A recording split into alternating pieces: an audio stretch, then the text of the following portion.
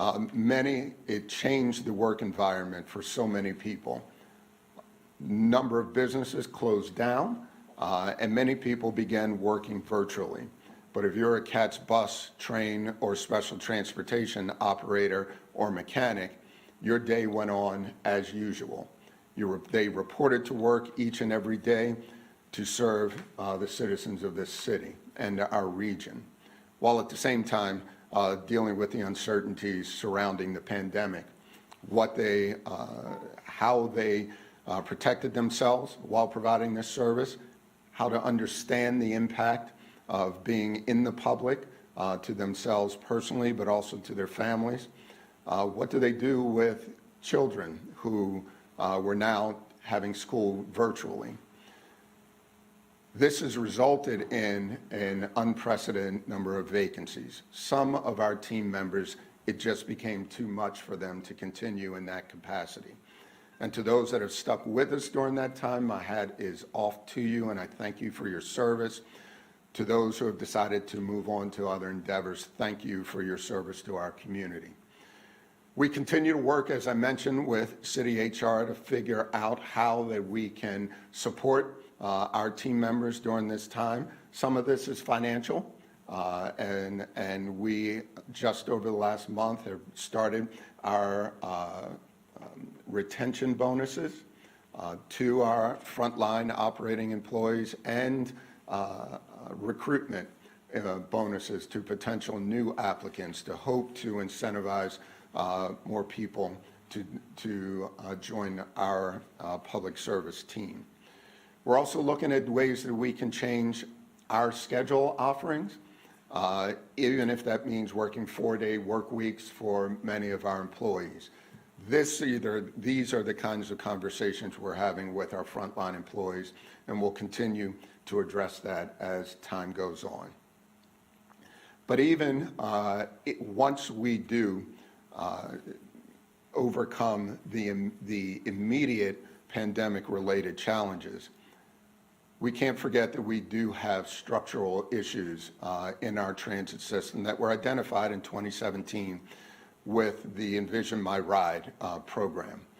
Board members, committee members will remember, in 2018 we rolled out that new program to build a better bus system that was based on 3 basic premises. We had to redesign our bus system to create a system that was more efficient for our customers. Moving from an outdated hub and spoke to more of a grid system, moving to that grid system minimized the number of forced transfers that old system of hub and spoke transit had provided. We forced way too many of our customers to get on a bus, come down to the transit center, get off that bus, cross the apron of the CTC, get onto another bus just to leave the uptown area. We believe when we redesigned our system in the fall of 2018, that we dealt with that challenge.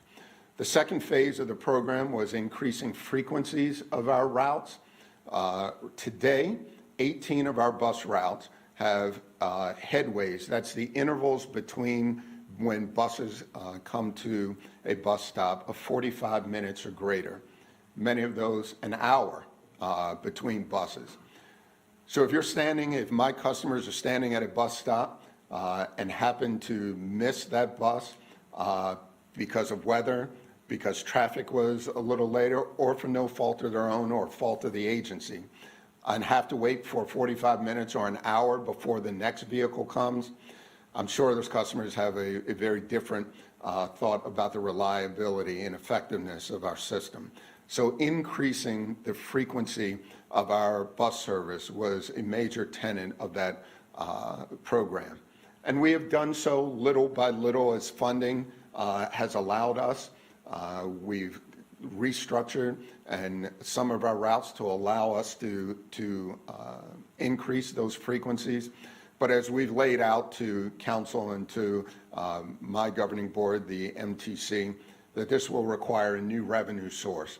We will have to acquire new vehicles, upwards of 100 new vehicles in order to bring those routes down to no greater than 15 minutes or 30 minutes where required. we have to bring on more operators and more mechanics.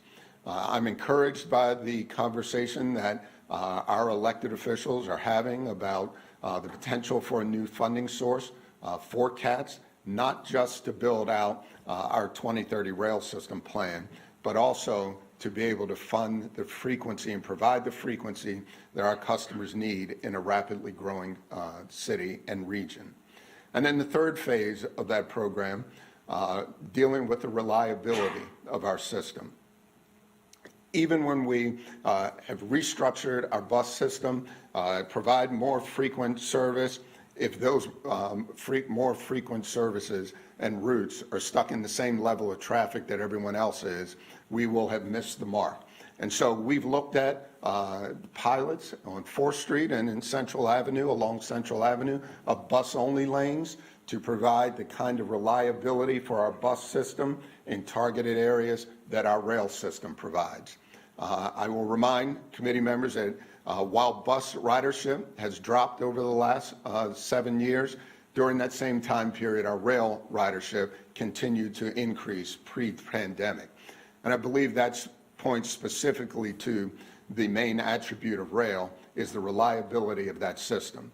When you're a rail rider operating in a corridor that is insulated from the vagaries of traffic, protected from the impact of weather and other alternatives, other issues, that rail trip today is the same amount of time today as it will be 5 days from now, as it will be 5 years from now. And if we are able to provide that level of reliability to our bus system, then I think we will have created a system that will meet the mobility needs of all Charlotteans and everyone in our region for years to come. And so thank you. That's where we stand from a labor standpoint. Before I move on to our real-time application, Madam Chair, if there are any questions on that portion, I'd be happy to engage. Does anyone have any questions?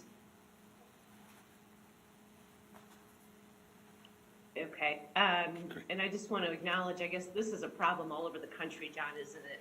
I've read in other cities too that bus service has been interrupted because of the labor shortage all over. So one question I do have you been able to use any of your ARPA money for premium pay or bonuses in order to encourage bus drivers to sign on or to keep them? Madam Chair, you were exactly right on your observation. CATS was very fortunate at the beginning of the pandemic. Many of our legacy agencies were faced with laying off or terminating many of their operating frontline employees. We were fortunate as a direct result of the investment that the federal government made through, at that time, CARES funds and now ARPA funds, that we did not have to resort to those kinds of responses to the pandemic. We have utilized that funding to not just replace lost revenue from decreased demand and ridership, but also to provide hazard pay for our employees at the outset of the pandemic. And also we will be using that for incentive programs moving forward to try and bridge this labor shortage. Okay, thank you. Any other questions from committee members or council members? Madam Chair, it's Ed. Mr. Drix, go ahead. John, what are the amounts roughly that it's costing to provide the incentives you described? I'm trying to get a sense of the impact on your budget. Sure. Mr. Driggs, the incentives that we have provided, the retention bonuses were anywhere from $2,000 to $3,000 depending on position. I don't have the total amount, but I will get that, the total cost of that program to you in the next day or so. But I mean, roughly, how many drivers do you have? Total drivers, we have just over 800 bus operators and mechanics. It is not just our operators. Also includes our mechanics and our frontline supervisors. From a bus standpoint, that's a little over 800 employees, eligible employees, and from a rail and special transportation number, that's just under 300. So total, around 1,000 employees. So we're probably talking low single-digit millions in impact on the budget. Making a broad estimate, I would say you're in the ballpark there, sir. Right. The only other thing I wanted to comment on briefly is the larger TMN plan, it has a long way to go, as it were. So I'm just interested, this is not a question right now, but I'm interested to know what remedies we have in the shorter term to address some of the things you're talking about. We can't sort of just bank on being able to get that sales tax in place anytime in the next year or two. And I expect we will get a plan. We're going to keep working on it. But the real question is, with the resources we have, what are our options? And I know it's a tough one, but we have to address these issues. And I think Mayor Pro Tem has made it clear that she regards buses as a priority, and I regard buses as a critical near-term means of addressing some of the transportation challenges and frankly helping us to get closer to our goals for the 2040 plan, because there are a lot of assumptions in there about transportation that we need to try to meet even in the interim. Thank you. Thank you, sir. John, what's your vacancy rate right now with drivers? Or, what percentage or how many are you down? Well, of those long-term openings from a bus side, there are over 45 openings that are greater than 60 days. Right now, our typical vacancy rate pre-pandemic was in the low teens. And right now, we're in the high 20s to low 30%. Okay, thank you. If there's no other questions, then go ahead, John, if you want to talk about the app. Thank you, Madam Chair. Next slide. Catch Pass real-time app was launched in August of last year, and since that launch, we've logged in over 31,000 repeated users of the app, and we've received a 4.8 rating out of 5 in the App Store. This slide shows you a visualization of the app and its features, and you can choose, notice by the picture to the left, you can choose your stop location, and the app will provide real-time updates based upon GPS data coming from the bus and the time of arrival of that bus to your location.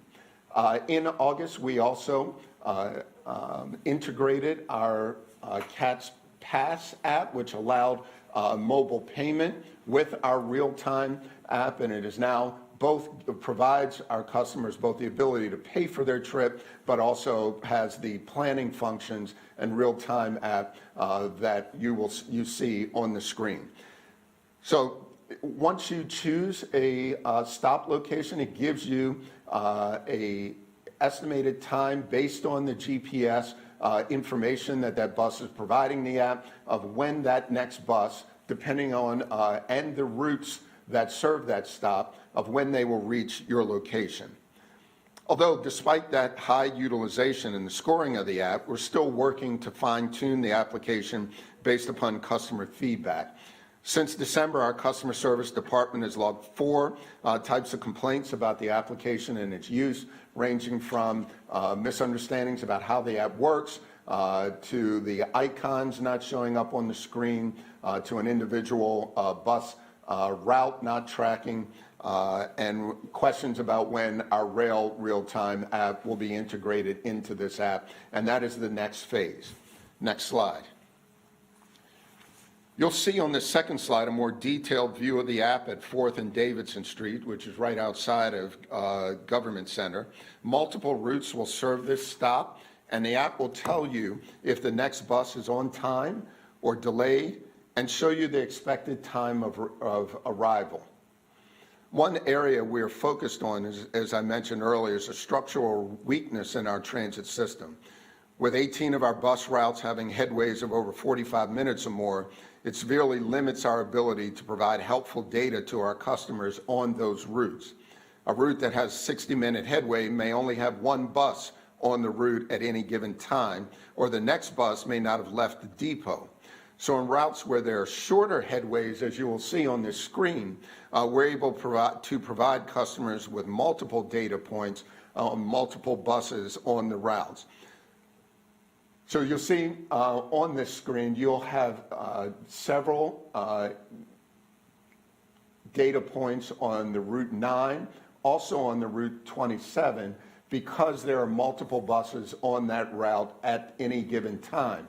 So on the first one, the inbound 9 at this moment was 2 minutes early. We don't like being early in public transit, but you'll see that the scheduled time was 10:44, and the bus, based on the information at the time, it was likely to arrive at 10:42. You also provided the next bus after that 10:44 scheduled bus is running a little bit behind, about a minute behind, but would arrive at 4th and Davidson at 10:55. And you'll see the same type of information for the 6, the 15, and the 14. We continue to work on the app with our contractor. We're also working on developing tutorials for our customers to help them better understand how to use the app. And as I mentioned earlier, we're working with our contractor to find better ways of explaining these structural deficiencies to our customers on those long headway routes. Better than saying scheduled, are there other ways that we can identify that a vehicle may not have left the depot, has not completed its first trip, et cetera? And we're looking for best practices nationwide, how other agencies are dealing with this same type of informational issue on their real-time app. Madam Chair, that'll conclude my presentation on the app. If there are any other questions on this or any other matters, I'd be happy to address. Okay. I don't see any hands up right now, so I'll go with mine. If you've got a bus that arrives 2 minutes early like that, does it sit there until 10:44? No, it typically does not. It depends on where that bus is located. We try not to be early on any routes, and so a bus operator will slow down his or her trip in order to get back in line with the schedule. But many times, if we sit at a bus stop, that provides other challenges with the schedule moving forward. And so they try to modulate their speed based upon the information that they have. Okay, and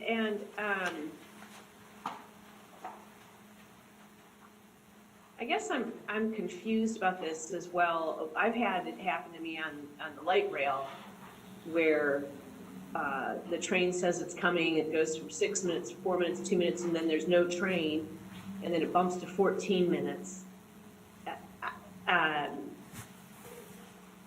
And it seems like in that, if it was 14 minutes out,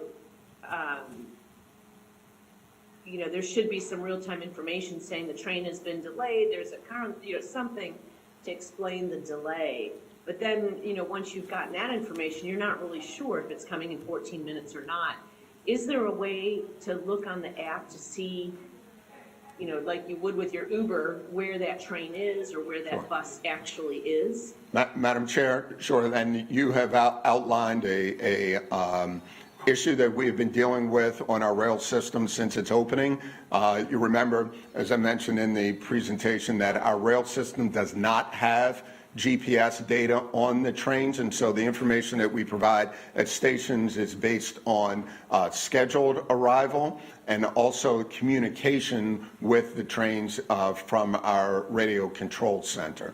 And so we are working with the current provider of our bus real-time app to actually add that real-time GPS-based capability to our rail system. And we hope that will happen by early spring of this year. Good, that's good to hear. Does anyone else have any questions on the app? Okay. I think it just, to me, this is one of the most important features of our system, is especially because we don't have that revenue source yet to accelerate and shorten our headways.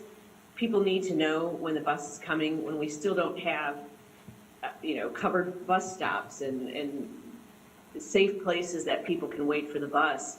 Having that efficiency, that on-time efficiency in terms of knowing exactly when that bus or light rail is going to get there, I think is really important. So, and builds trust in the system. I have another question going back to Envision My Ride. Do you have information, John, do you collect data on ridership? I know that, of course, ridership went down during the pandemic, but with regards to bus ridership, it went down before the pandemic. And I think part of selling this vision and asking people to pay for it, right, through a new revenue source is being able to explain why do people ride the bus or why don't they ride the bus and what are the biggest issues. Do you have that data that is available? Yes, we do. We track our ridership system-wide, but also by route. On a daily basis, we're required to provide that information to the National Transit Database, and so we have very good ridership data going back decades. And that loss of bus ridership and reliability in our system was the reason why we commissioned the Envision My Ride study, recognizing that there had to be some challenge in our bus system that continued to hemorrhage riders while our rail system was continued to build ridership. And so, again, we believe that the issue circus is centered upon three issues. The structure of our bus system at the time, the frequency of our service, which we've talked about a lot, and then the reliability. How can we provide the kinds of day-to-day reliability of our bus system that we have, that we provide to our customers from a rail standpoint? Okay, I personally just think it helps to talk about it so that we're aware of it and people know that, that we understand this is an issue. Because I just don't think we can sell the case that we need more investment in our bus system unless we really show the numbers. Whenever I tell people about our headways and the average trip on a bus in Charlotte, they're shocked by that. But to me, this is just one of the most critical things we can do to be a city that does address economic mobility. This literally is economic mobility. The numbers show that if you invest in your bus system, people can get to where they need to go more efficiently. The example we had last week, I think, was a woman has to leave to go get her child who's sick and take them to the doctor, and she relies on the bus. That could take hours on our current bus system, and that's just not something that is tenable if you're somebody who can't afford to have a car. The average car ownership in North Carolina costs an average of $7,000 a year.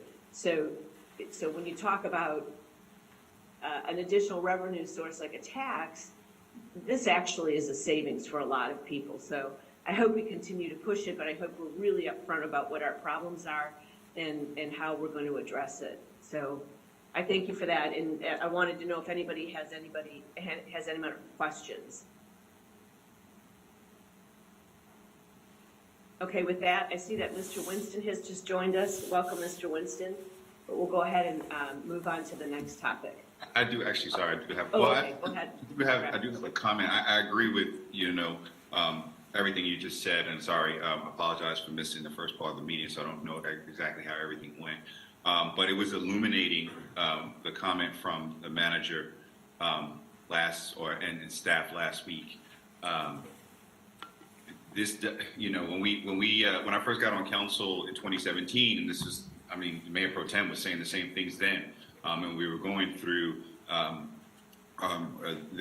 reimagining the bus system from a hub and spoke to a more of a gridded pattern.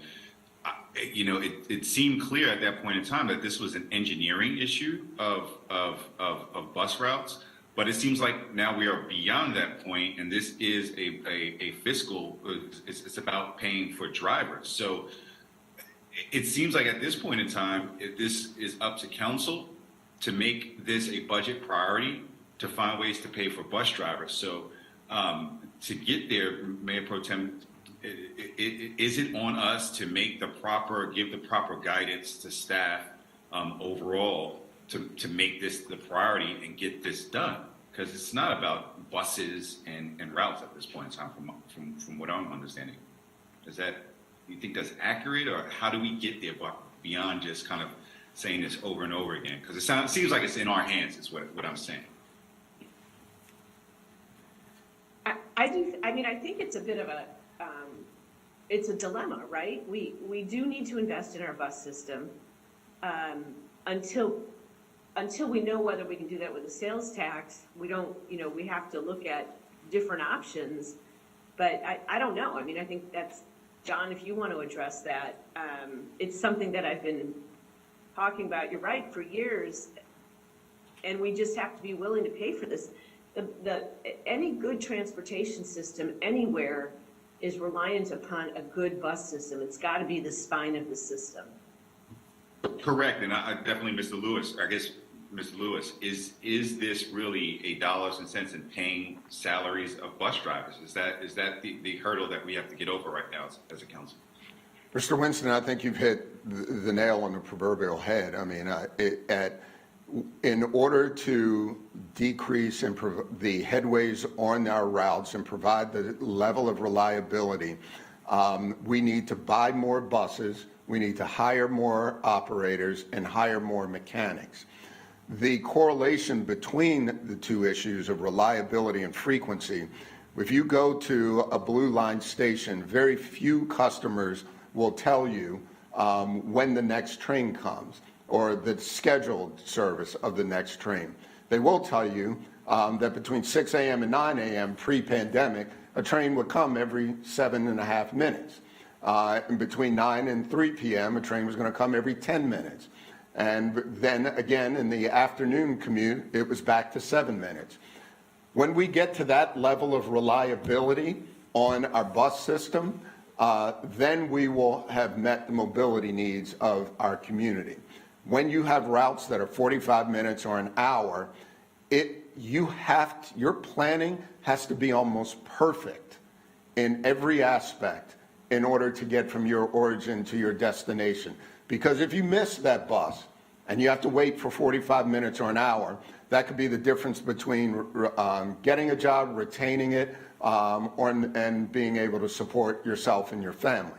If you're on a route that is a train or a bus is coming every 7 or 10 minutes, you have a lot more flexibility in your travel planning and moving forward. And I think that will be reflected in additional ridership and other strategic goals that council members have talked about.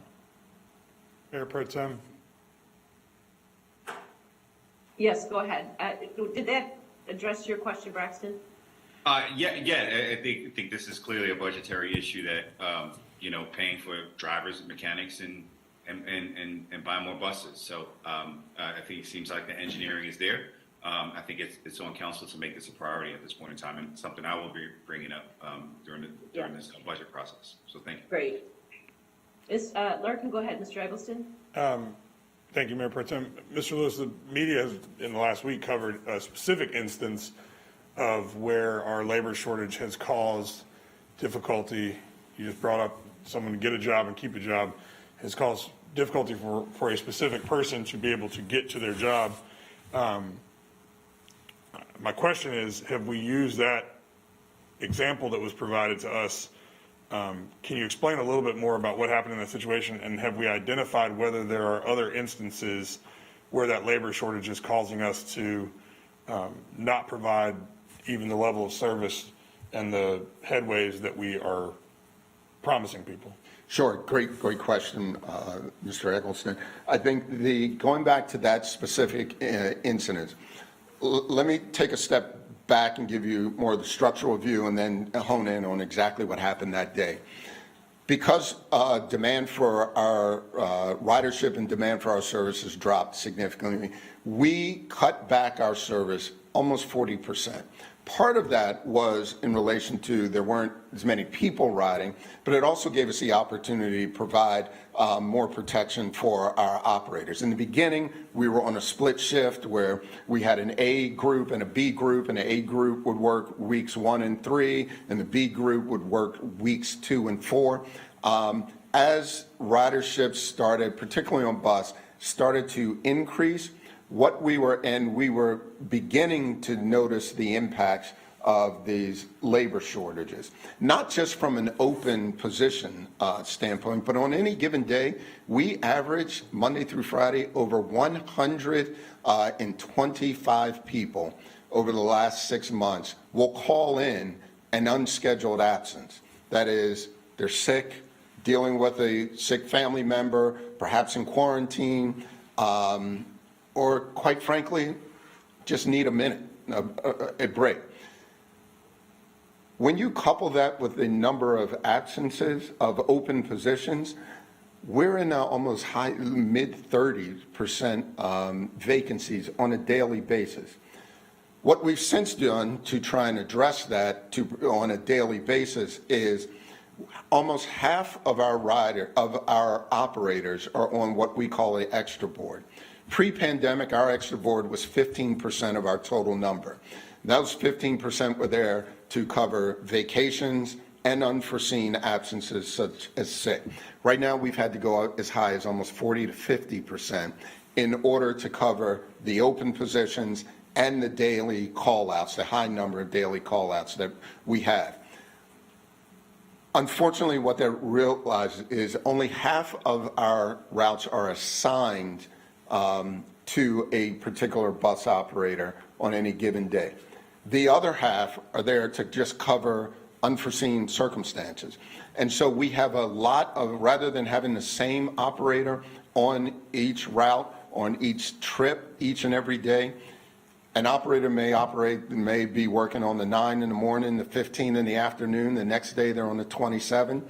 And so unfortunately, we have a little bit more of unreliability with people not being familiar with those routes on a given day.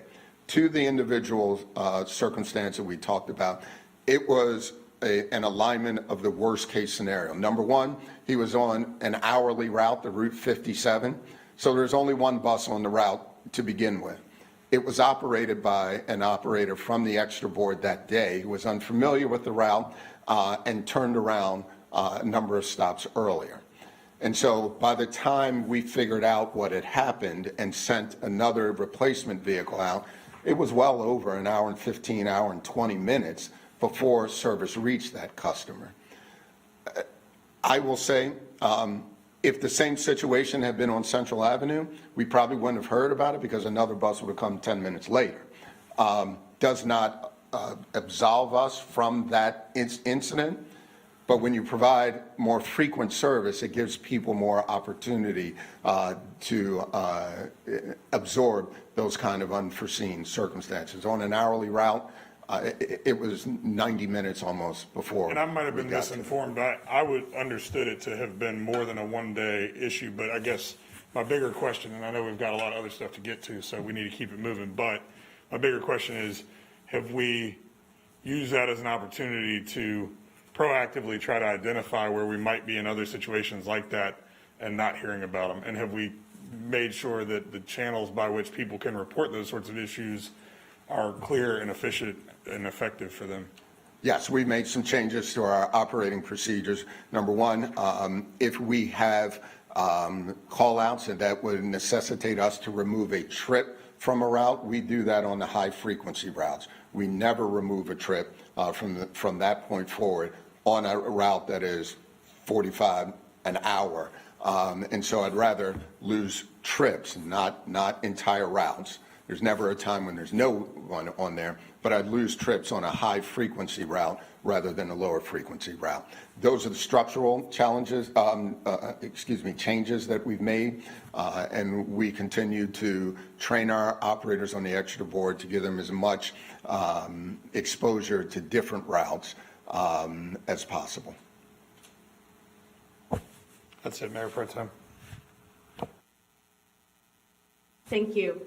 John, and I'll let you go after this if there's no other questions, but can you provide us with some of that data that you do collect? I realize you don't have it with you handy, but I think council would be interested in seeing, or at least this committee, in seeing some of that data, including data on on-time performance, real-time data, and how that's changed over the years, recognizing, of course, that COVID is an outlier for that.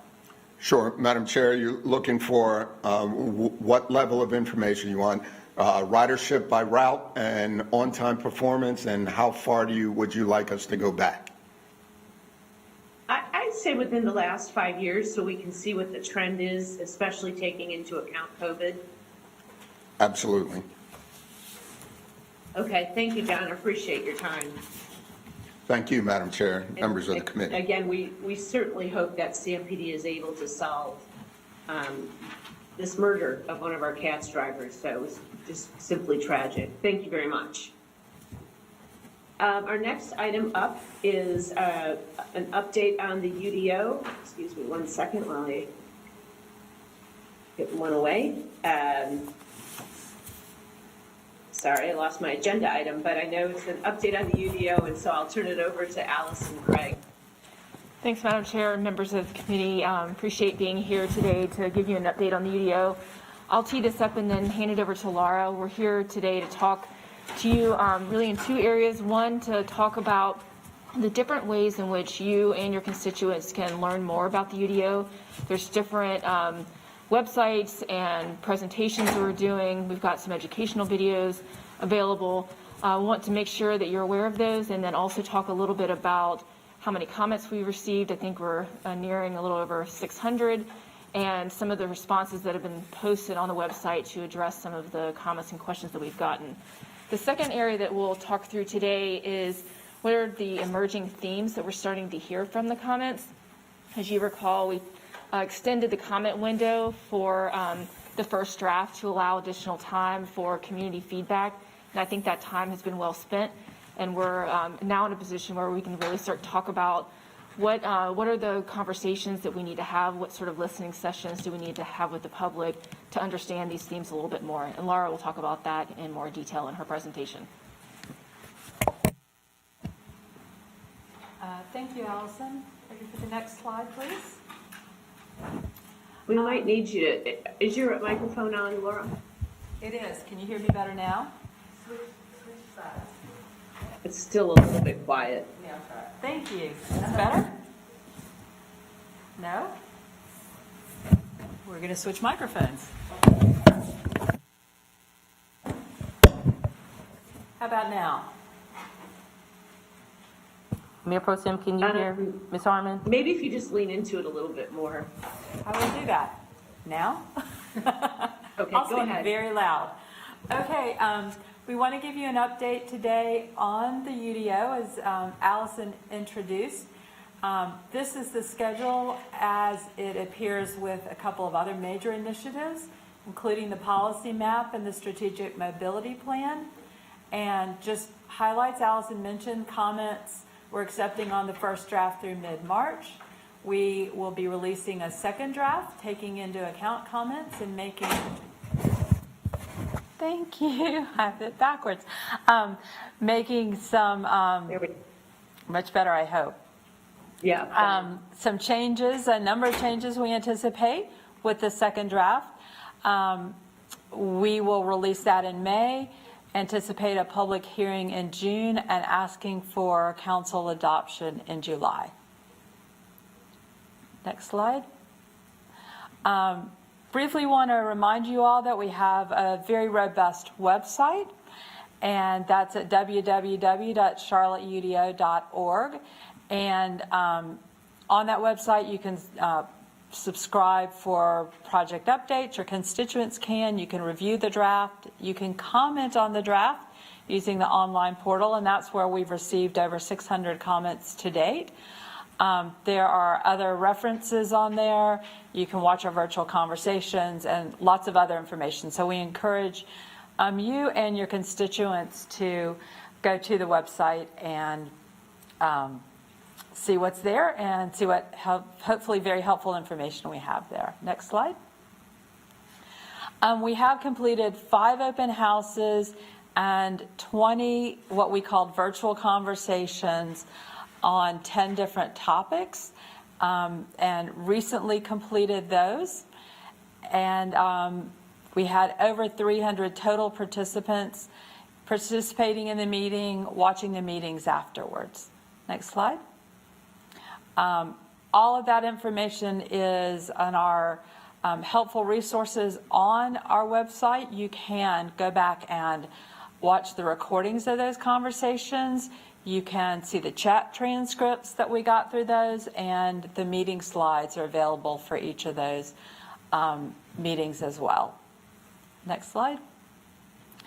We've also recently released some educational videos. These are really meant for people who are just starting to dig into the UDO and learn a little bit more. So we have videos that talk about what the UDO will mean for existing neighborhoods, existing businesses, new development. Again, really a high-level explanation for those who want to understand more before they dig into the details. Next slide.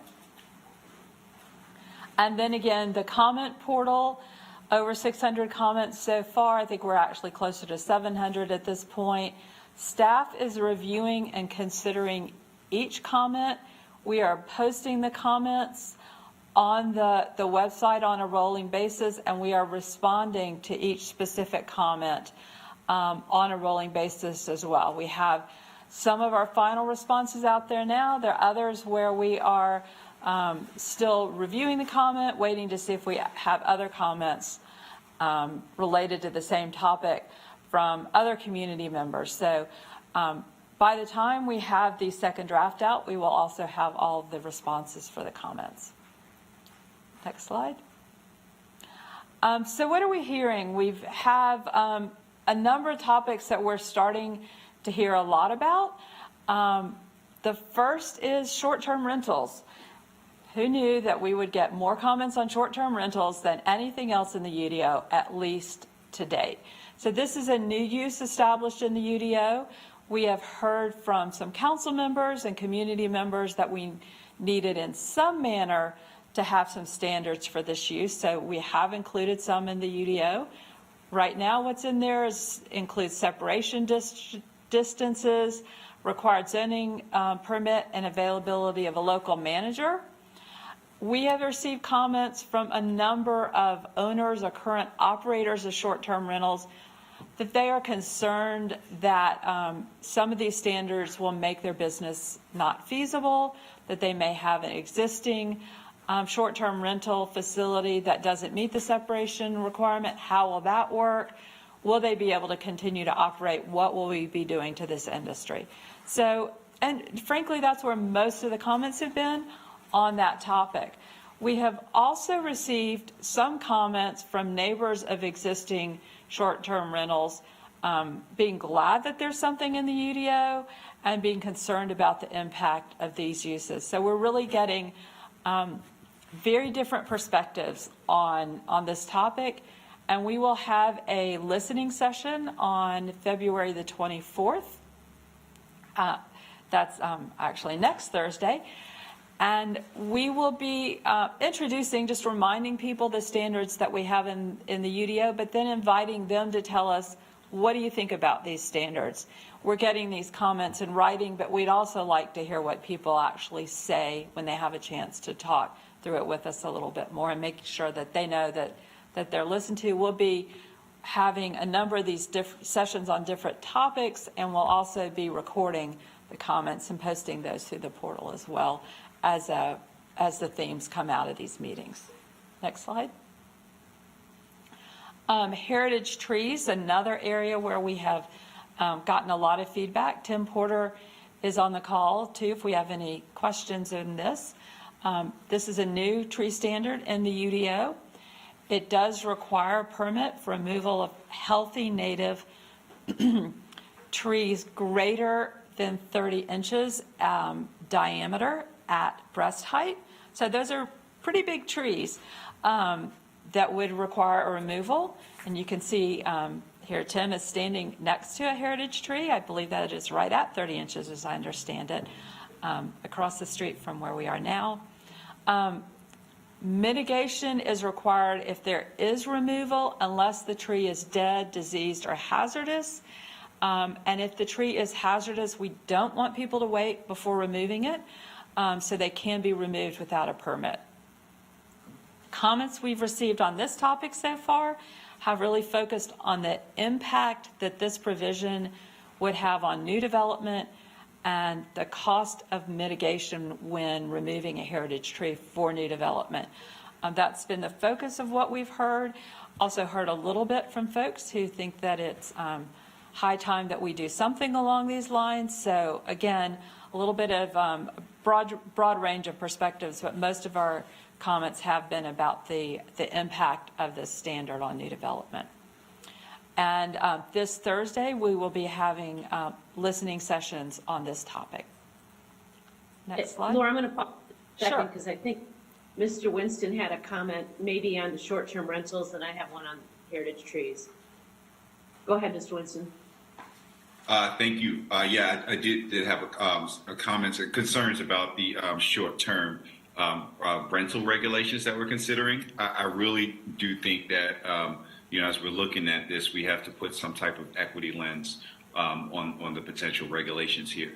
I certainly understand the concerns around party houses and abuse of neighbors and neighborhoods. But when I see, regulations like separation distance permits and local management requirements, that reminds me of some of the de facto language that creates segregated conditions in our neighborhoods. If this is a marketplace, short-term rentals is a marketplace that is allowed by law for homeowners, then we shouldn't use our regulations to create a certain class of homeowners who are able to participate in that market and who aren't. Like I said, I completely understand that it's the Wild West right now, and something has to be done. But I think something might need to be done on the state level, as it relates to every homeowner and not just certain classes. So I want us to be very careful about that, because the language that I saw in those slides seemed like a slippery slope to me. Thank you. Thank you. Thank you. Mr. Driggs, did you have a question? Thank you, Madam Chair. Yes, also related to short-term rentals. I don't think that the issues raised by my esteemed colleague are really at the forefront of this conversation. I think what we're talking about here is short-term rentals as conceived originally as a sort of lodging place for people traveling or visiting temporarily and so on. And then that has crossed over into a business where companies own these properties and systematically use them to host events.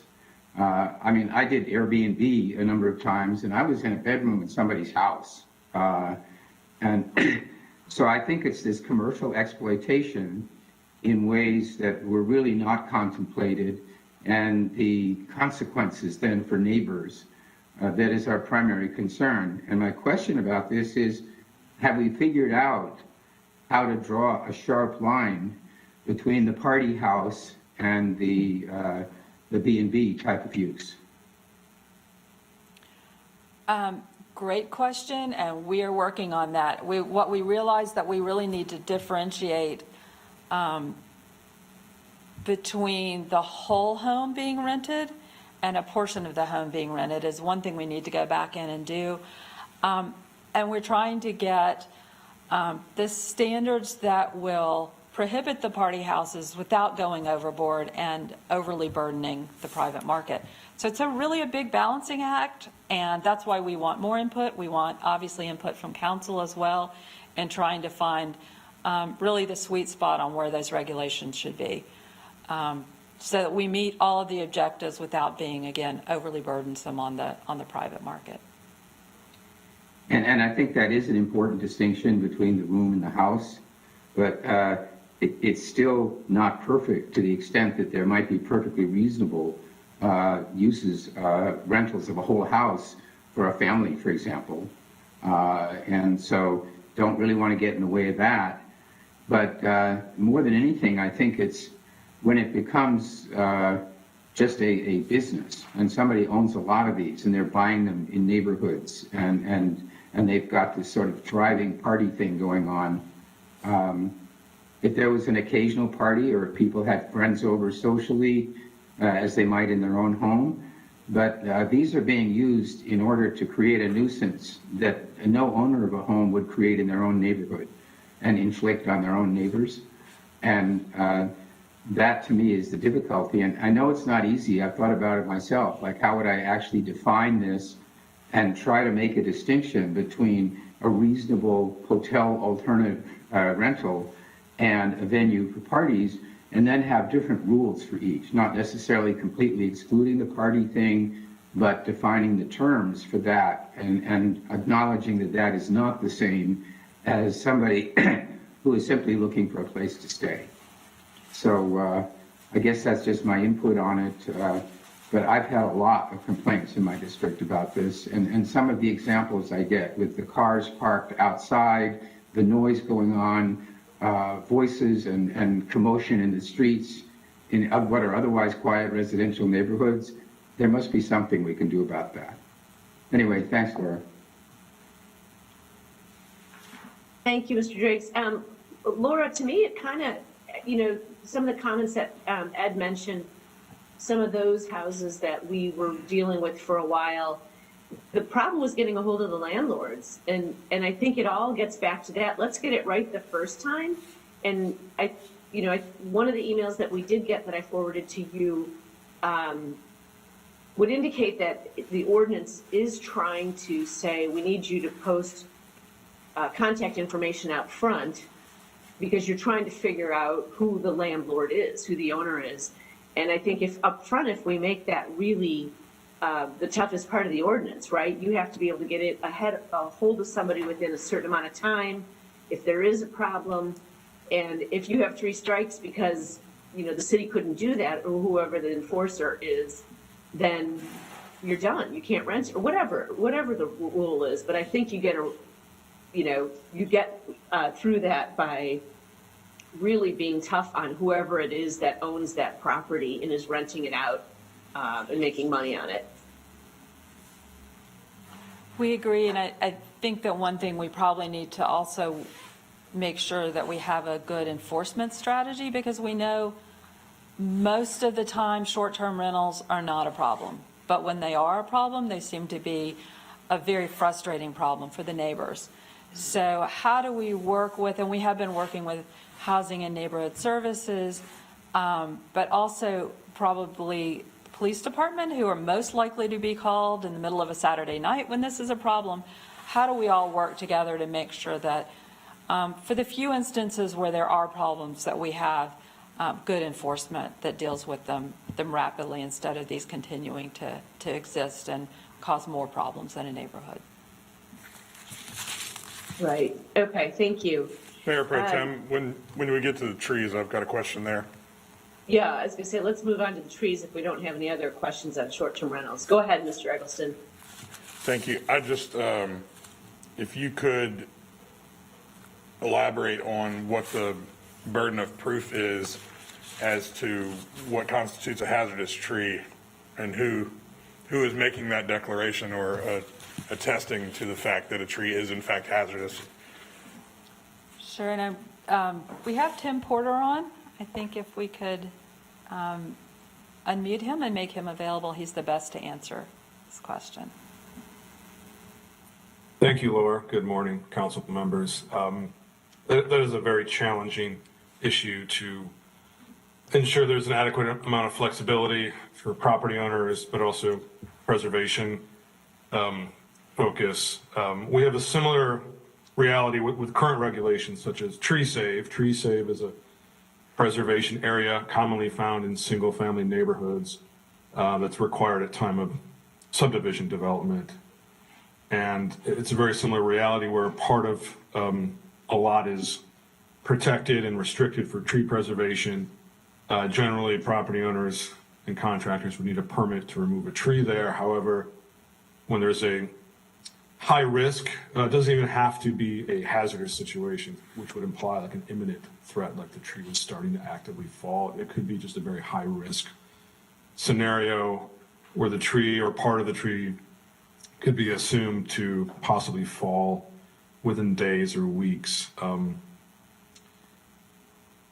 What we do now for Tree Save is we message that we prefer and we request evidence to some degree, such as photos, neighbors, testimony, property owner, testimony, or I shouldn't say testimony, statements, any type of corroborating evidence, certainly not to the level of a court proceeding, but some type of generally acceptable evidence that supports the concept that the tree was hazardous or high risk. That could be photos, emails with some statements, a report, a technical report from an arborist or a landscape contractor. That is generally what we're shooting for with heritage trees.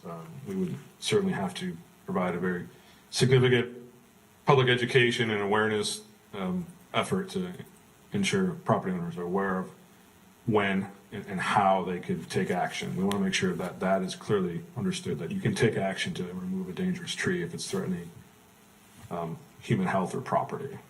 Yeah, I think if there's the opportunity to at least require submission of pictures, that would be helpful because, folks who are experts in it like yourself could go through and periodically audit some of those and say, based on what we can see in these photos, how many of these trees really needed to come down or how many of them, I've had dead limbs on heritage trees in my neighborhood where it was a hazard. A limb or two was a hazard as opposed to the tree being a hazard. And so I think, education part will be big in terms of helping those of us who are not tree experts identify when something simply needs to be maintained and trimmed versus when it needs to be removed completely. But I do think having to submit pictures at a minimum would be helpful because otherwise you might have people who just decide they want a tree out and go, oh, okay, well, if it's hazardous, I don't have to get a permit. So it looks hazardous to me. But once the tree's gone, it would be difficult for us to prove that it did not meet that threshold. Yes, absolutely. It's very difficult after the fact. Another idea that we are discussing with the local landscape and tree maintenance industry is the idea of a voluntary credential.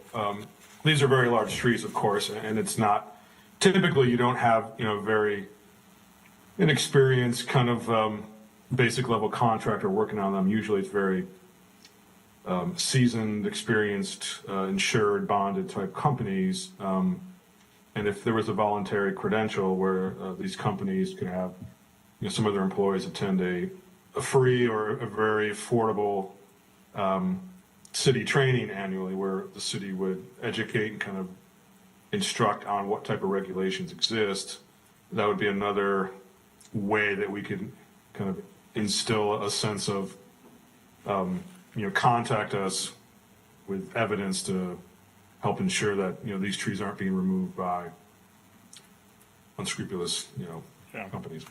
All right, thank you. Tim, is there a thought to have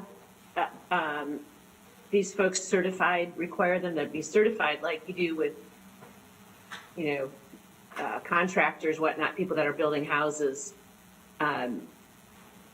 Because I have encountered that with someone who was complaining about a neighbor taking down what was a heritage tree. And the company themselves said, well, we don't know anything about that, what's allowed or not allowed. The neighbor told us to take it down. So, there is a lack of education for sure, but there's also a lack of accountability on that, even if they did know that. Yes, there has been some focus and a lot of discussion on that, and the currently proposed heritage tree regulation, and it's supplemental guideline that's available on the UDO website does have a component that requires property owners, contractors, developers to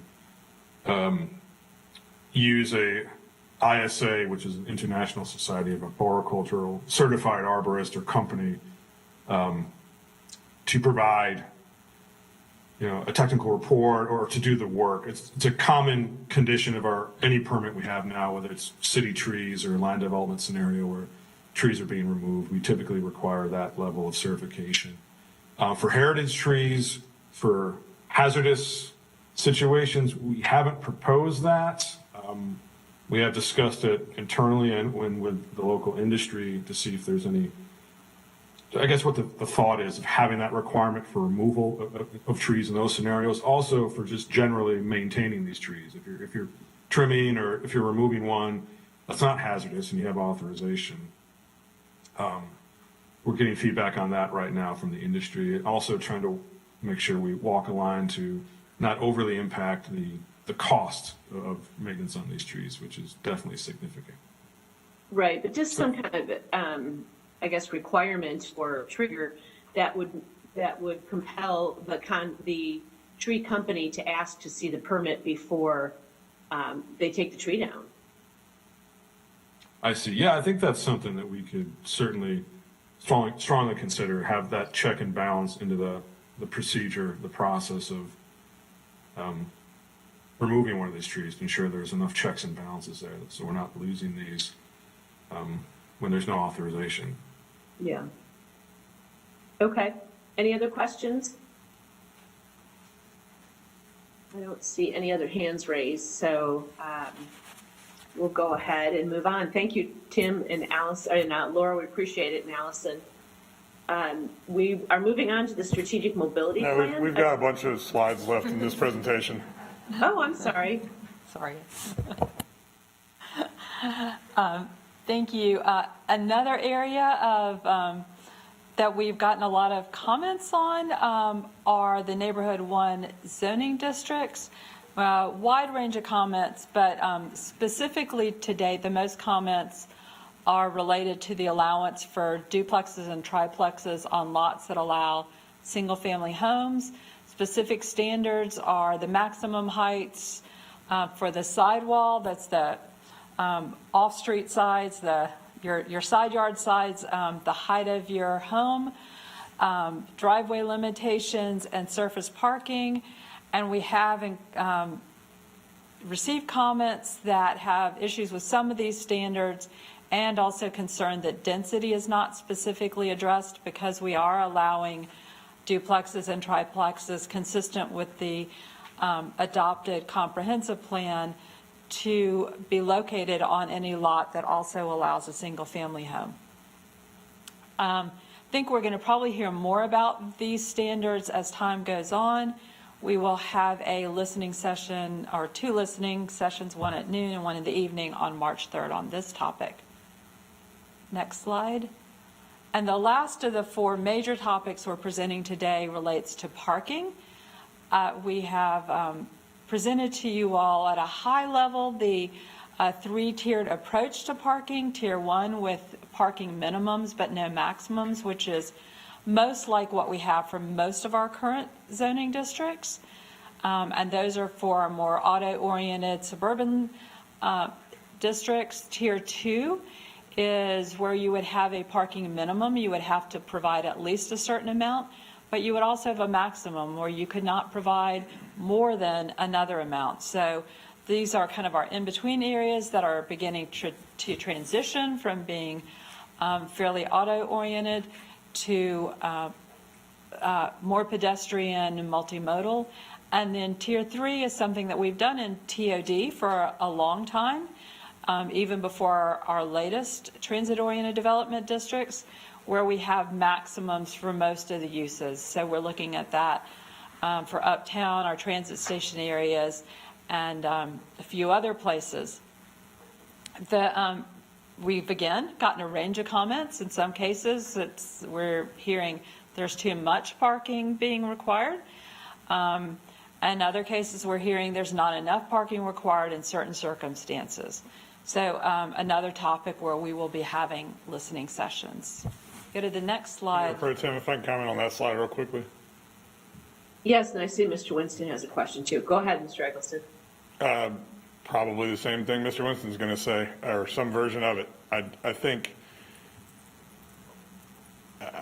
we should continue, and Mr. Winston and I and Mayor Pro Tem and others will continue to say, yeah, I think there should be maximums, even if we make those maximums pretty accommodating to what the current market and industry is telling us is necessary to build, but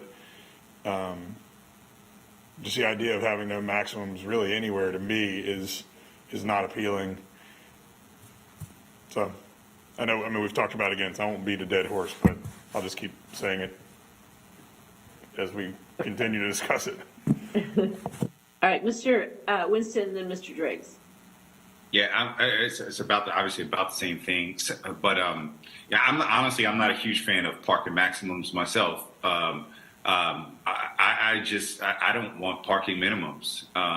So I don't know, what am I to take from this information? Are we basically still on track to be considering minimums in tier 1 and tier 2 areas? Is that the feedback that I should be? That is what is in the initial draft of the UDO. So certainly this is a topic we think we're going to want to have conversation with council about, and to really hear council's perspective on this to help us in determining where we may need to make some adjustments in our second draft. But Okay, that is the way that the first draft is proposed right now, is that those first two tiers would have minimums, and the tier 2 and tier 3 would also have maximums. Yeah, well, this council member would like to see a version with no parking minimums and allow developers and their banks to determine what they need to do to get financing. But we should not have to regulate the need for certain amounts of parking, especially if the market determines that it's not needed. Thank you.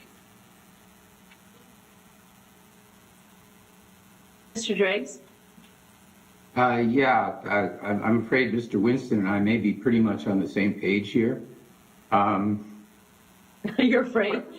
Parking is a cost, okay? So anybody who's building or developing something is not going to create more parking than they feel they need to in order to accommodate the demand they expect for parking and provide service to their tenants or to whomever. So I don't see why we're afraid that people are going to create too much parking. The minimum is a thing that we need because, if anything, the fact that it's a cost might cause people to judge the need for parking low and thereby create a nuisance in the area where there isn't, say, a restaurant or some kind of an establishment like that. Where you create some sort of restaurant or something like that, you don't have enough parking, and then we're familiar with a situation where people start looking nearby and creating a nuisance. So I do think that we need to recognize the reasonable amount of parking that is required in order to avoid creating a nuisance.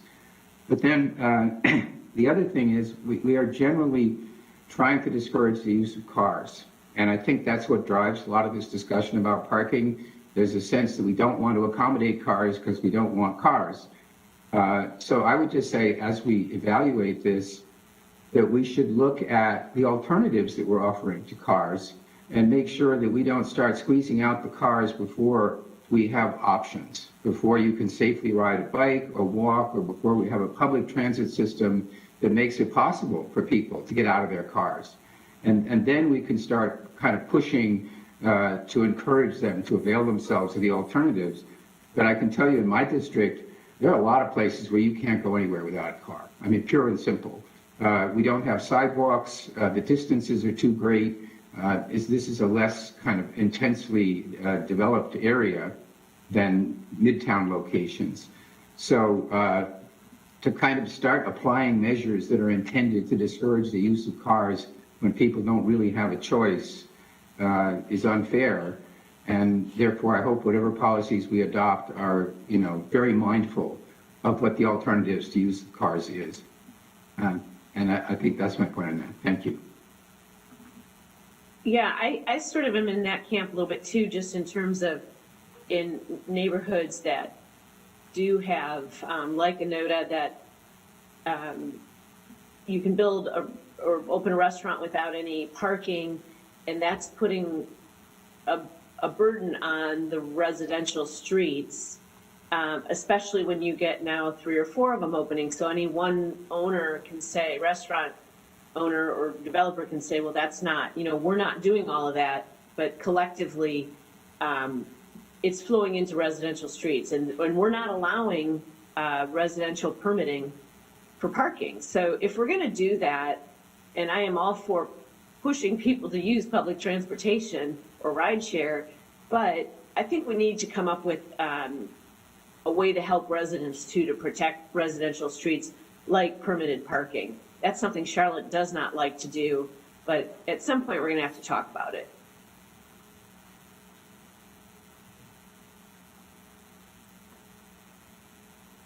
Okay, if there's no other comments or questions, let's go ahead. Okay. Thank you. Can we go to the next slide? Just a recap of the listening sessions we'll be having through mid-March. You can see the dates here. Again, each topic, we will have 2 sessions, one at noon from 12 to 1 and one from 6 to 7. Participants are asked have to register online to participate in these sessions to get the link for them. We're also asking people at the point at which they register to let us know if they want to speak during the meeting or if they're going to be there just to listen to what others have to say. And as we've done before, we will record the meetings and provide the slides and any chat transcripts on the UDO website after these meetings. Next slide. Just to give you all a taste, won't go through each of these individually, but some of the other things that we're hearing about, and this is by no means fully inclusive, but where we're hearing more comments about these than some of the others, are the building height transitions, particularly when you're in your neighborhood 1 or lowest intensity districts and you're transitioning to those areas from high density development where you have taller buildings. And how do we provide an adequate transition from our more intensely developed areas to our least intensely developed areas?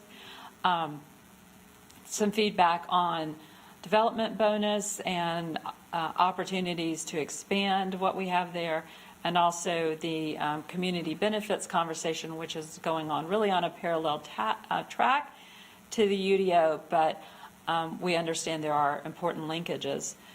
Affordable housing, the impact of our standards on affordability and opportunities for incentives for affordable housing. We've also heard about opportunities to overlap some of our open area requirements so that you don't have to have land that is separated, but you can maybe meet your tree save and buffer requirements or landscape yard requirements or open space requirements, sometimes overlapping on the same area so that land is used most efficiently for development. The comprehensive transportation review process that I know Ed may be getting into in a little bit later, that is part of the strategic mobility plan. So that's obviously related to the UDO, though a slightly different process. We've also heard about how do you transition from current regulations to the UDO if you are developing and designing a site. So we have community benefits on here twice, mentioned that earlier. And we've also heard some comments on industrial block links, an issue we've been working on. Next slide. This is really a final slide, just a reminder of those key dates, March 18th being the last date for submitting the community comments. We'll then be working on the second draft, which we'll be releasing in May, and then looking for a June public hearing and asking for council adoption in July is our schedule is set out now. And I think we are. Okay, thank you, Laura. Mr. Driggs has his hand up. Could you go back to the preceding slide? So affordable housing, we have an existing density bonus, which as far as I know, no one has used. So clearly it wasn't in line with the market. It's sufficient to cause people to avail themselves of it and still feel that they could make money on their investment. What I'm interested in is right now we have a situation where people include a component of affordable housing and there's an implied kind of trade. And I'll mention my current Ardrey Kell rezoning, 350 units on 20 acres, and they're offering 15% for 20 years. So I guess that there's an implied transaction here that says that the council will relax its normal density standards when there is that kicker, that affordable housing kicker in the petition, but the terms for those trades are not clear. In other words, how much does that buy you? You know, can we get more specific about what kind of allowance we will make for density in return for how much housing? And I've commented in the past, we shouldn't be dazzled by the inclusion of a 80% AMI for 15 years on 10% of the units when they're aiming for twice the density that we would normally consider at a given location. So is there a way that we can get more specific about what that trade-off might be between density and affordable housing so that we know when we're getting good value for making an exception and when we aren't? Certainly, and we do in the UDO actually have updated that voluntary mixed income provision that's in the current regulations. One of what we understand barriers to using that is that it was very limited in geography. And so we have eliminated any requirement that you only can do this in certain parts of town. We're thinking that would help. I think the other thing what we have, just to remind council members, is we have in transit-oriented development districts the height bonus and are expanding that to a number of other districts. To date, we have approximately $2 million going into the Housing Trust Fund from that TOD height bonus provision. So we're really trying to come at this from a number of different angles. The other thing we want to look at is, are there certain standards that we can relax or adjust if you are providing a certain baseline of affordable housing? We know that sometimes infrastructure, streets can be very expensive, especially if they're really stubbing in and not connecting, may not be meeting an immediate need, and that can be a barrier to affordable housing. There may be some other things that are taking away developable land. So we're also delving into that as well. So, Laura, I know developers have said that, you know, government costs 30% of the cost of a project, for example, and that we might have a means of facilitating affordable housing construction by letting go of some of those requirements. Of course, those requirements are either there for a reason or they shouldn't be there at all. So I would have thought our scope for setting them aside is limited, but that's still something we can always consider and negotiate. The only thing I'm trying to get at is to have a more objective, maybe quantitative framework that says, okay, these levels of affordability for this many years, and recognizing too that affordable housing in my district, where everything is more expensive, actually has more value. Because if you're going to limit your rents to 80% of AMI down here, you're probably further away from what the market would be for those same units. So I would just love to have a basis for saying that if the package includes this kind of affordability, we can perform some kind of an analysis and arrive at the allowance that we should be willing to make on any of our requirements, whether it's density or, as you say, the other ones, rather than having this unscientific process where somebody sticks in affordable housing and then it's kind of a yes or no. Oh, affordable housing, great, you know, we should do that. there are times when what we're being asked for is just not in line with what's being offered. So I just ask you, I guess, to think about that, and we can talk offline, because I might be able to offer some suggestions. There are ways you can do a numbers analysis on the affordability that's being offered to try to equate it to a value, like a cash value today, running cash flows and things. And then you just say, okay, this is the implied contribution to our housing trust fund, if you will. And you know, how much is that worth to us? What should we do in order to realize that? Thank you, Laura. Thank you.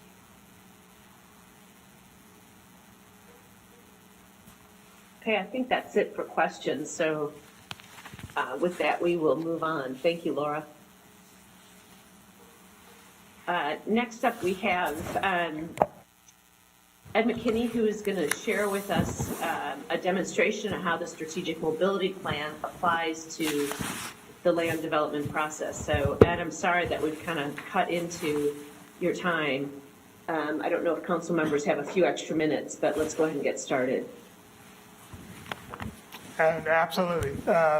A lot to cover today, so I'll try to be as quick as possible and dive into some things we wanted to share based on the discussion we had with the committee last month. So again, I'm Ed McKinney with the Charlotte Department of Transportation, and I think, do we have the slide up?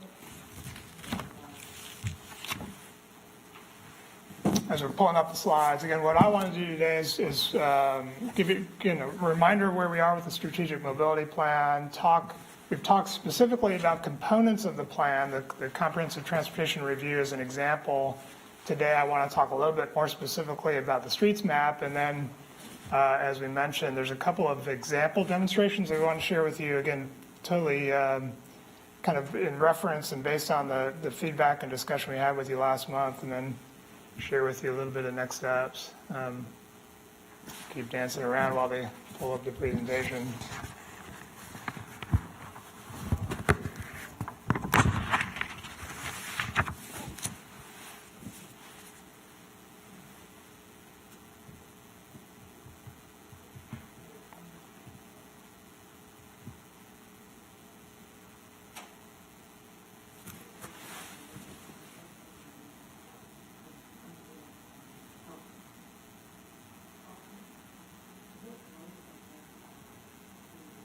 Sorry for the delay. We're just waiting for the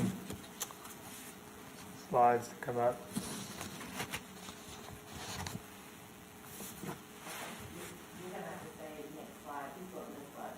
That's fine.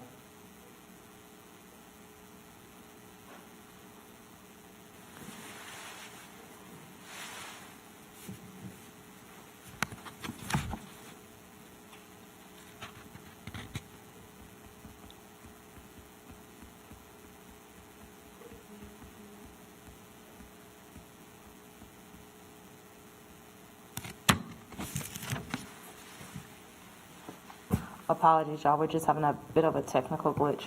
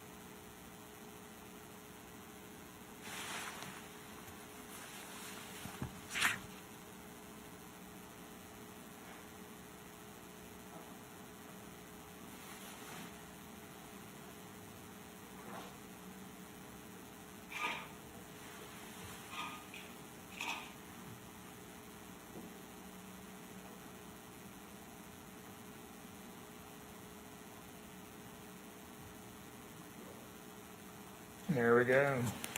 The anticipation was building, so I guess it better be really good now. Okay, great, thank you. So, yeah, thanks again for everyone's patience. And that said, again, I don't want to belabor what I want to cover. Again, a little bit of overview of where we are with the plan, talk about demonstration, and where we're going next steps. So I've been showing this, I think I've shared this with the committee before and the council before. This is just simply, again, a reminder. This is pulled directly from the comprehensive plan. This is the foundation from which we're building the strategic mobility plan.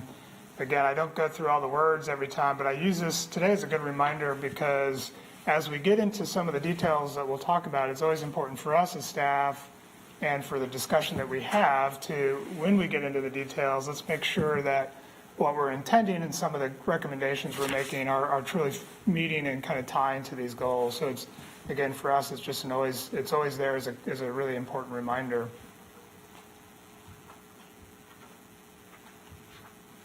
This diagram you've seen before as well. And so again, this is where we describe the relationship between these big initiatives that are underway, right? So we've got the comprehensive plan at the top, the policy map, the 2040 policy map that's laying out the land use vision for that comprehensive plan, the UDO we just talked about on the other side, and the strategic mobility plan these things are all interwoven. And as we've talked before, specifically around the streets manual, this component that is the comprehensive transportation review, the guidelines that we're using for reviewing development, the streets map, which is something I want to talk about a little bit more in detail today.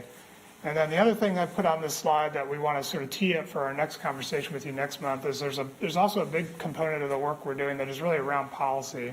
It's really defining for us the way we prioritize and focus our investment in our mobility system. So won't talk in detail about that today, but wanted to kind of put that as a teaser for our next month discussion. And really the mobility plan is those two components, the structure of our mobility policy that sort of guides our investment strategy, and then the streets manual really is a piece that's tied to private development. And as we talked before, it's certainly guided by the policy map and is a direct tool in the UDO. So what I want to do is tee up a little bit of background on the streets map, and then I'm going to dive into demonstration, a couple of examples so you can begin to see the relationship to some of these details, both from a strategic mobility plan, but also related to the UDO and even the policy map. So what is the streets map and why is it important? I'll talk about the details in a moment, but what it really is saying we need a vision for all of our, in this case, our arterial streets. So what we've done is we define a set of street types that sort of describe what's the multimodal vision we have for each of our streets, the arterial streets throughout the city. Having that vision and defining those characteristics allows us then to protect and find ways, again, with this relationship to the UDO, find ways that we can then make sure that as development occurs and as we do private or public investment, that we're actually building that right away in those streets. So you'll see in a moment how we're using that in the UDO to make sure as development happens, we're getting that and protecting for that right away. And as I mentioned, those specific examples then and those specific standards are tied very specifically to the draft and the way the ordinance, the UDO is defined and drafted.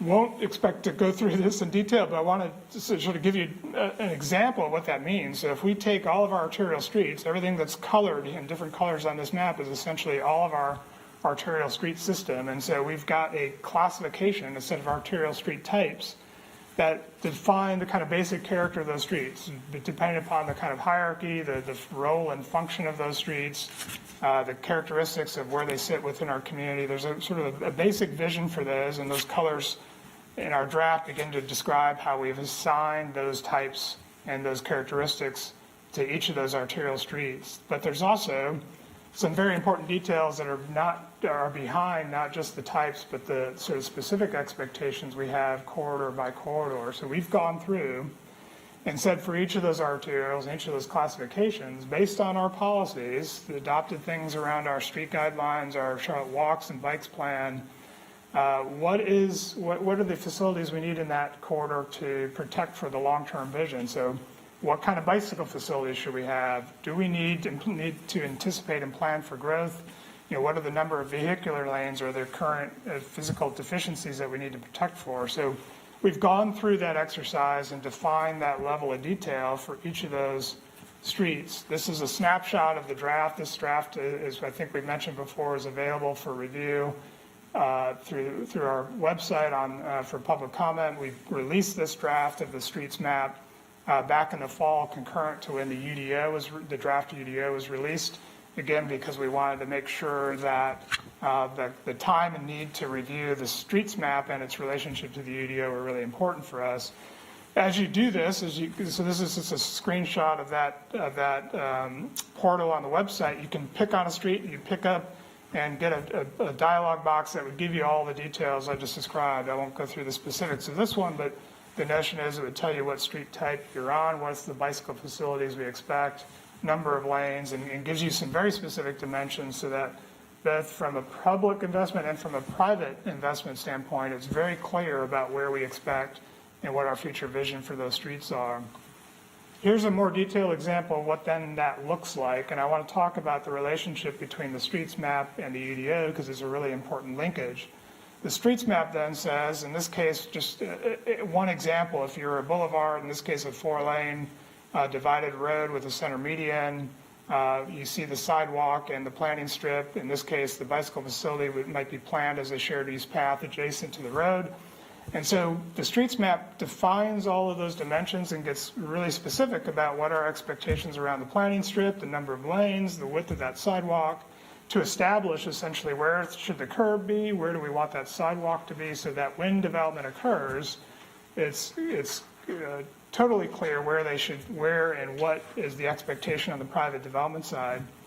On the other side of this slide is the Unified Development Ordinance, which then does sort of builds to the private side of it and says, okay, if you're, depending upon which zoning category you're in, there'll be charts like you see in this blue that say if you're on a boulevard, if you're on an avenue, if you're on a different street type, it'll actually define very specifically what your setback would be and even get into some of the important sort of street frontage, building articulation issues. And so there's a very specific tie when you're in the UDO. It'll say, okay, if you're got a site and you're on an avenue, this is the expectation about setback. The streets map will then tell you exactly what our facility expectations are. So the level of connection and clarity about what our expectations are is, I want to sort of emphasize this because it's a really important part of, and really one of the powerful things about the Unified Development Ordinance and this connection to the streets map. I want to also say we've tested this. We did this already when we adopted and revised the transit-oriented development districts a couple of years ago. So there's sort of a version of the streets map that we put in place for the transit station areas to do this very same thing. But what's really fundamental and pretty profound is now we're doing that citywide, as you can see, for all of our arterials tied directly to the UDO. And it's really an important way now that this notion of development, land use, and character are tied directly to what our mobility expectations are, this true relationship between land use and transportation. So let me jump down to the couple examples to maybe help take some of this technical information and maybe begin to sketch what this means. So I have a couple examples I wanted to sort of test and share with you. Hey, can I ask a question before you get into the Sure. Mayor Pro Tem, you mind? Sure, go ahead. This might seem kind of trivial, but as we're looking at the street types, did we consider whether there would be benefit to, yeah, that's the slide, thank you. Did we consider whether there'd be benefit to using words that are not part of the kind of surname of some of our roads in the community already? Because I can imagine, I happen to live on a street that is called, that is an avenue by its name, though it certainly would not be, well, I don't know. It might or might not be an avenue by this definition. It's certainly not Parkwood Avenue.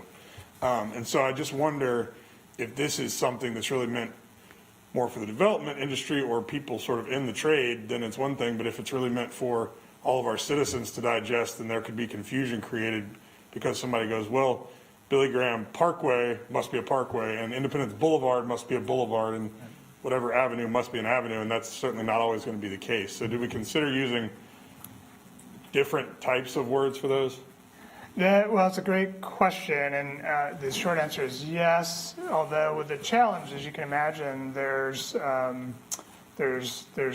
relatively defined set of vocabulary about how we define kind of the character of our streets. And so, in fact, this terminology was actually developed back in 2007 when we adopted our urban street design guidelines.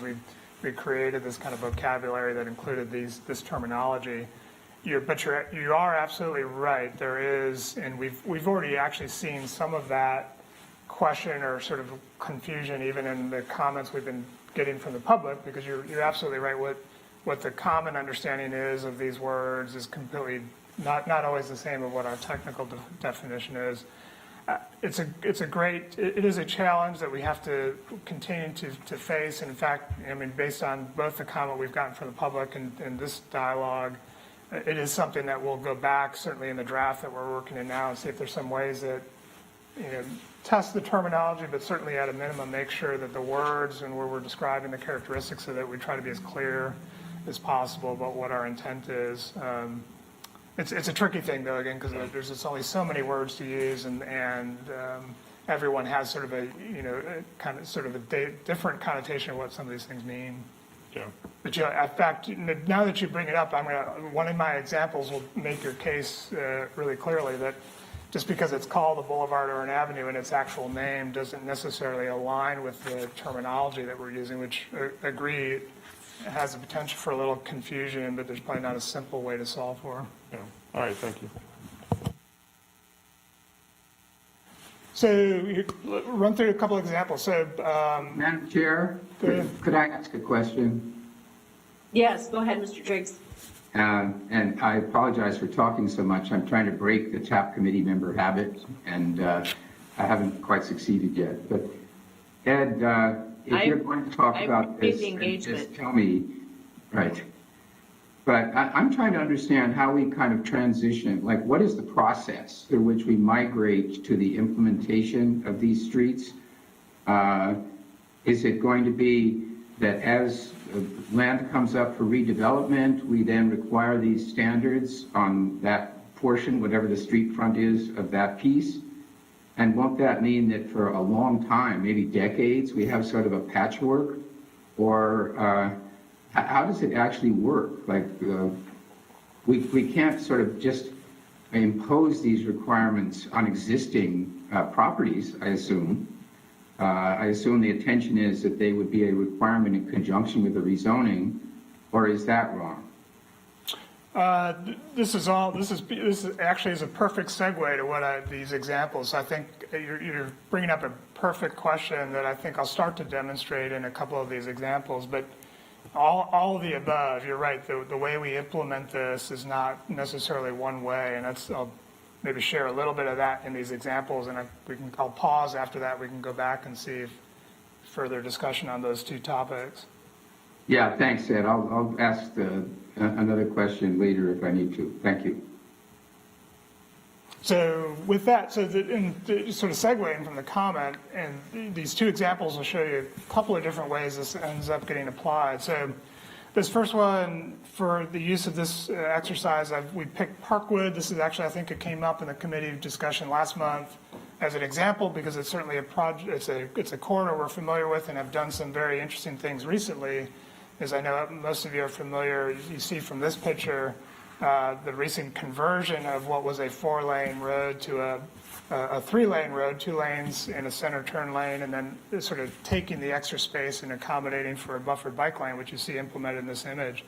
And so let me demonstrate, try to demonstrate maybe the question that Mr. Driggs just brought up, and begin to show how some of these things relate, both the place types, the streets map, and the UDO. So with this context, taking those 3 buckets, and so I'm going to use just a demonstration. I've picked a couple of examples that are sort of context specific, but not necessarily site specific. So some of the assumptions I'm making, for example, about a place type or the UDO zoning is really to demonstrate the point.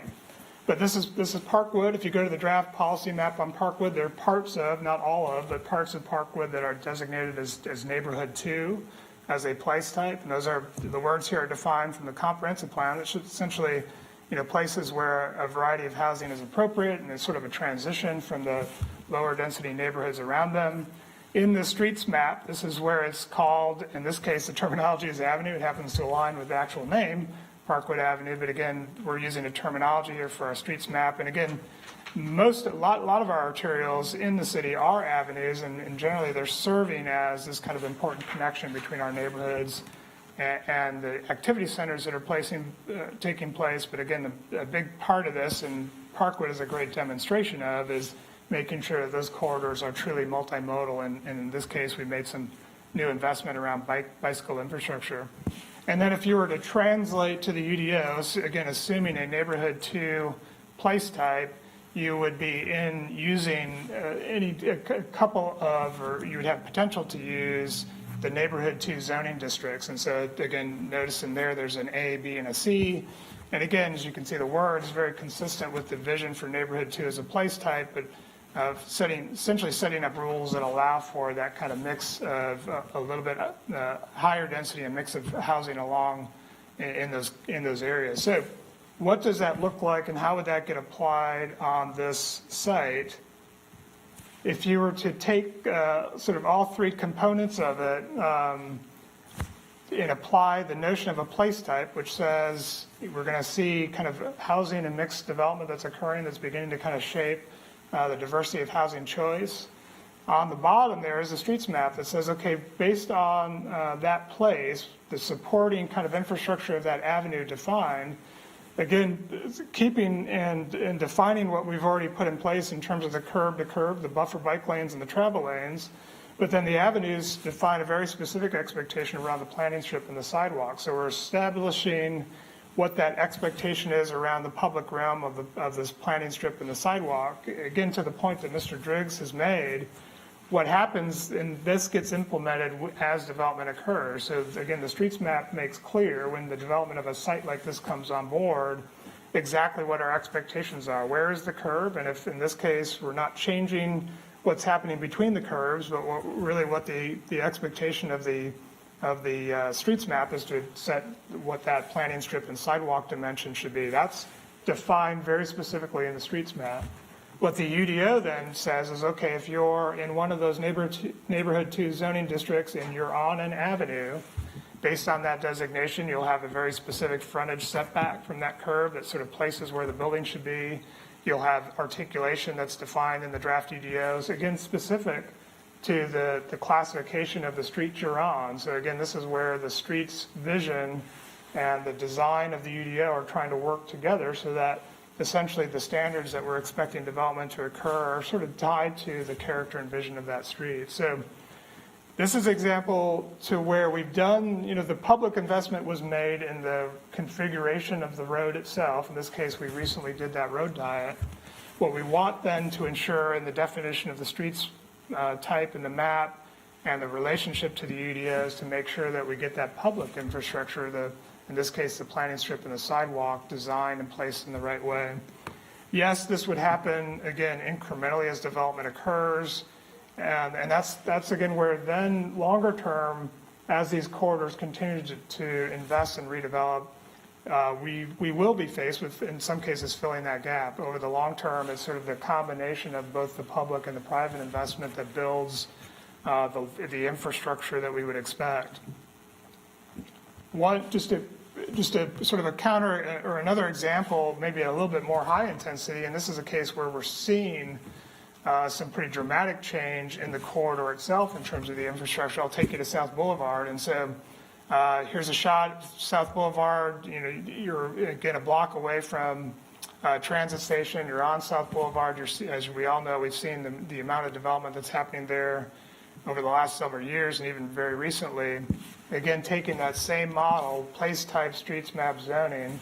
In this case, we're in a portion of South End where the draft place type is showing regional activity center, again, reflecting the fact that we're in a transit station area. In this case, again, it's an avenue, but I'll show you the difference. And so this is a good example where certainly it's called South Boulevard, but really the terminology we're using is an avenue. But we've also calibrated the expectation of that avenue completely different than the example I just showed you on Parkwood. And then, again, a potential example of the zoning, in this case, using the transit urban center, the sort of the highest intensity transit TOD zoning district, again, with the notion that you're adjacent to a station, trying to capture and get the best amount of intense mixed-use development, but with a really high focus on the public realm and the public investment. So what does that look like? Again, sort of lost, oops, I went to the very end. So you go from this, again, the notion of where that, so make note of where that curve, and then obviously it sort of makes the point about the public infrastructure that we're seeing change over time, to essentially focus on the notion of a place type that's a regional activity center. The intensity there is completely different.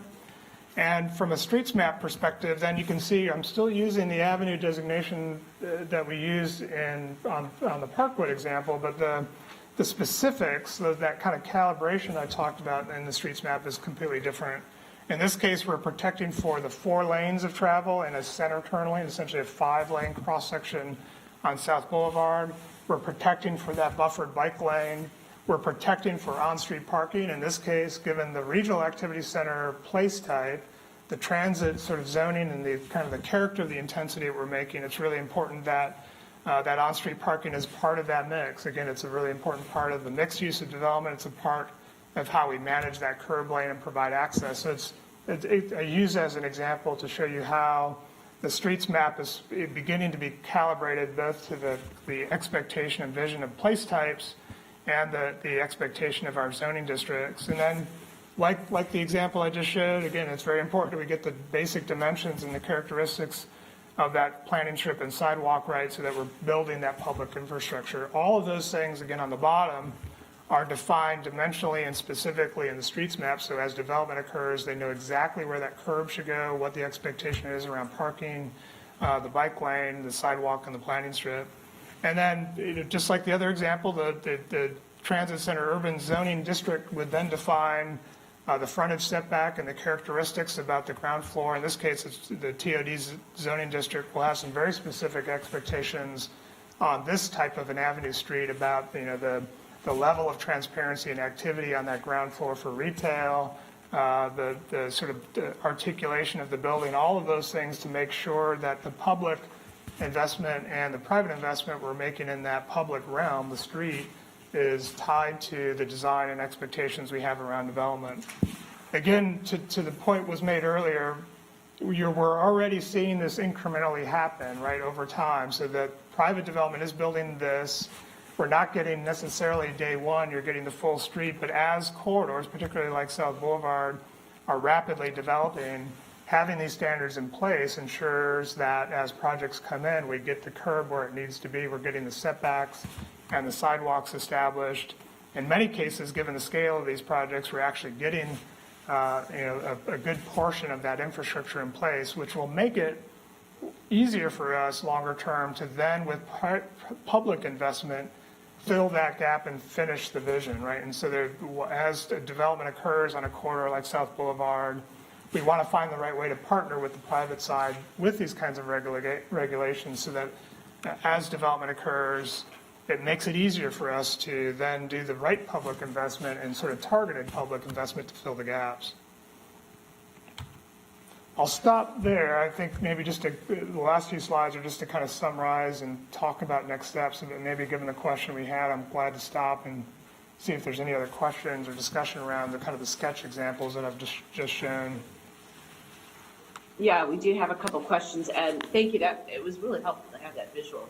Mr. Winston. Thank you. If we can go to one of the slides that had the kind of city view of streets, just kind of the city view of the road networks. Yeah, like that. That's perfect. I think everything in this presentation and the work that we've been doing, especially around street design, complete streets, is admirable, and is for folks that aren't kind of wonky about this stuff. We are leading in terms of how we're looking at going from a city defined by urban sprawl and auto-centric development to a more pedestrian-centric development. That's what you see in the complete streets and and all the other kind of umbrella of ideas that was presented here today. But I think that I think we're also going to be missing a step, and it's going to be hard. It's going to be very difficult to deal with. But I think it also correlates to some of the concerns that we hear from neighbors as their neighborhoods continue to change and we deal with increased density and again, increased pedestrian-centric transportation, pedestrian-centric neighborhoods that are being developed. I think this is something that we're dealing with in the Audrey Kell site, for instance. We're not going to be able to truly make pedestrian-centric investment in infrastructure while allowing for common sense use of automobiles if we don't deal with the lack of grid on our streets.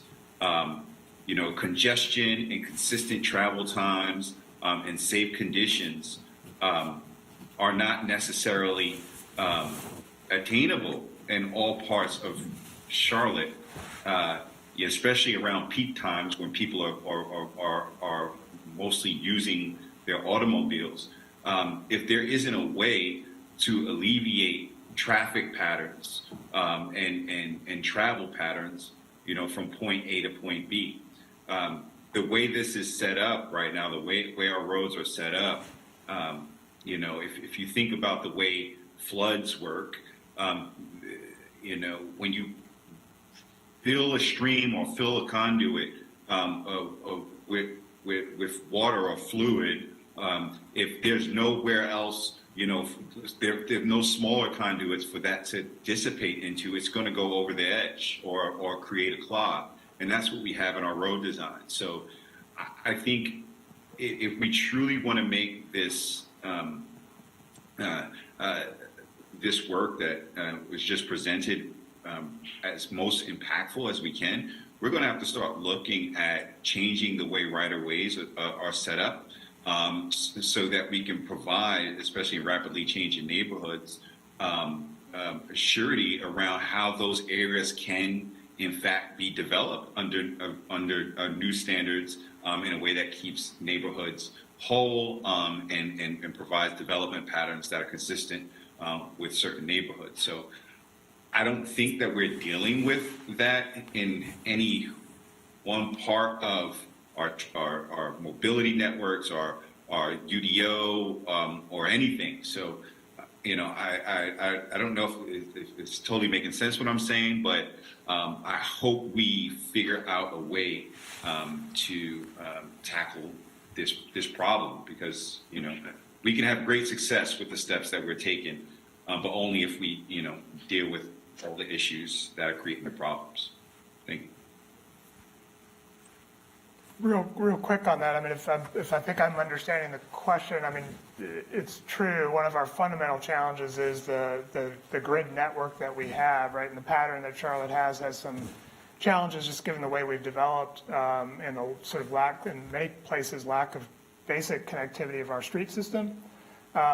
And so correct, and just a couple things I just want to say about that. We certainly, in the streets map and the strategic mobility plan that we're doing is certainly there's, and even in this map, we can come back and share more specifically, but we have planned for future connections and connecting a number of these arterial streets longer term, both at kind of a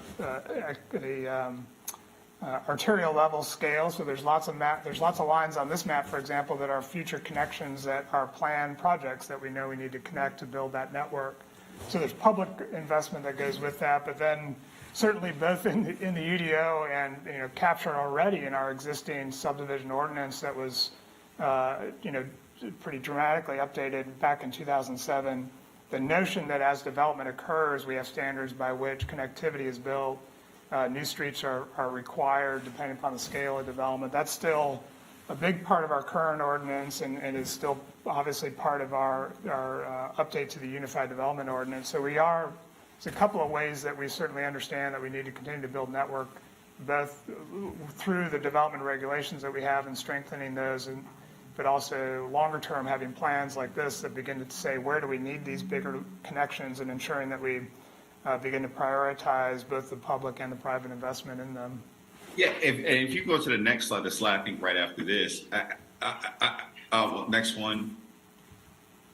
Yeah, so I mean, you know, I don't know, well, I guess I can kind of see where this is at, but I mean, if you look at these streets, right, this is kind of, there's no way to go left and right and around things, right? And so this is an issue that we deal with around with development along Providence Road, for instance, right? Like, we can workshop issues, we can workshop solutions, we can say we should put bus rapid transit, we should widen roads, but the real issue there is that, you know, all the streets that when you turn left and right off of Providence Road look something similar to a network like this. And so there's no real way to deal with the congestion or travel times as you go from far points out into uptown Charlotte without dealing with those street networks. So it seems kind of disingenuous sometimes to say, you know, for me, from my perspective, this is not a fault of staff, to say, hey, we're working on roads, but are not necessarily providing kind of rubrics for how these things will be implemented in an effective manner in neighborhoods where we're identifying the problems are at. There's just like a disconnect there. So something we could continue talking about offline, because I know we're running out of time and other people want to talk, but I hope we can prioritize that. Yeah, and I just was told that we've got, our technical staff have got to move on to something else that's scheduled. So if we could real quickly just get Mr. Driggs' comment in. Mr. Winston, I thank you for that. But Mr. Driggs, if you want to ask your question, then we do need to wrap this up. Thank you, Madam Chair. I really just will make a brief statement. For one, I think we do need to focus on the path from where we are today to where we're going and think about what the interim looks like. Do we have a sort of patchwork of improved and unimproved roads? Point one.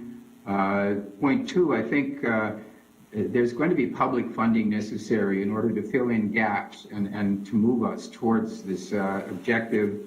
In my mind, the funding that's contemplated in the TMN is really not sufficient for roads to bring about something like this, to do our part in bringing about something like this. So point two, what will be the fiscal impact for the city, and do we have enough provision for the kind of investments that we need to make in the TMN? And the third thing is, I know there's economic impact analysis underway. When you require these extra accommodations from developers, it has an impact on their economics. So I'm very interested to see an analysis of what this might do to Charlotte's competitiveness with other cities, or the potential for investment, productive investment by the private sector. So those are just my comments. Thank you, Madam Chair. Thank you, Mr. Driggs. And Mr. Winston, thank you for your comments. I don't see any other questions or hands up. So with that, we're going to say thank you to Mr. McKinney. That was a good presentation. I'm sorry we made you do it on at a high-speed level, but I appreciate that. And our next meeting is scheduled for March 14th. So with that, I will ask for a motion to adjourn. Second. Okay, thank you, everybody, and thank you to our presenters as well. Bye.